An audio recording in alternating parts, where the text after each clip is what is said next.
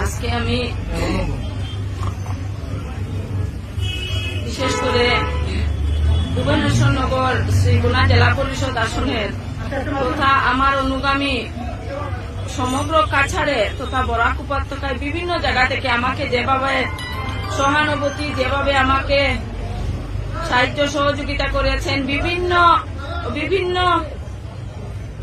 জায়গা থেকে সোশ্যাল মিডিয়ামের মাধ্যমে আমাকে ফোন যুগে আমার ব্যাপারে আমি অতটুক না, এরপরেও যেভাবে আমাকে এত বেশি আদর, সম্মান, সহানুভূতি, ভালোবাসা যেভাবে দেখিয়েছেন,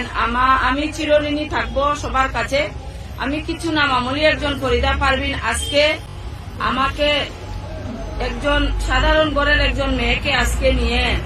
এত বড় একটা জায়গায়, আমি শুধু জেলা পরিষদ মেম্বার হইনি, আমার সঙ্গে অনেক আবেগ জড়িয়ে আছে ভুবনেশ্বরনগর শ্রীগুনা জেলা পরিষদ আসনের যারা